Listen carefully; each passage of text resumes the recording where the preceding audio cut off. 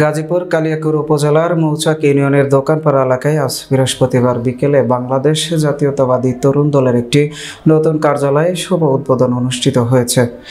অনুষ্ঠানের প্রধান অতিথি হিসেবে উপস্থিত ছিলেন বাংলাদেশ জাতীয়তাবাদী তরুণ দলের কেন্দ্রীয় কমিটির সহ সভাপতি মোহাম্মদ মুরাদ হোসেন মোহন। কার্যালয় উদ্বোধন ঘোষণা করেন কালিয়াকৈর পৌর শ্রমিক দলের সভাপতি একে আজাদ। অনুষ্ঠানে সভাপতিত্ব করেন গাজীপুর জেলা শাখার জাতীয়তাবাদী তরুণ দলের সভাপতি দেলোয়ার হোসেন।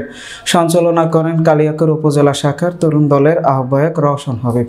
এ সময় আরও উপস্থিত ছিলেন কালিয়াকৈর পৌর বিএনপির সহ সাধারণ সম্পাদক মতিউর রহমান, বারেক সরকার বিএনপির যুগ্ম আহ্বায়ক বাদশা মিয়া, উপজেলা বিএনপির নেতা শওকত হোসেন রানা, রিয়াজ কাইয়ুম মমিন প্রমুখ।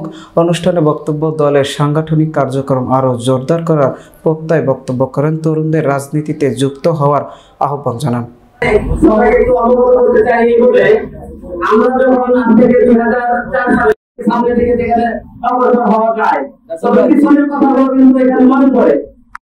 এই বলে আমি আমার বক্তব্য শেষ করছি। আসসালামু আলাইকুম।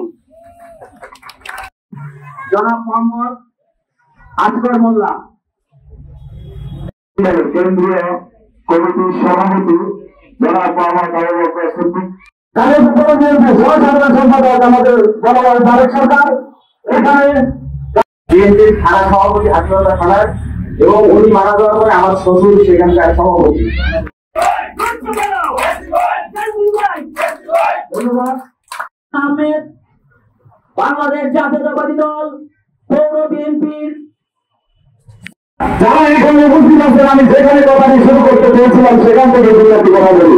সভাপতি দেলোয়ার সহ আমাদের মহিলাদের নেতৃবৃন্দ, যুব ছাত্র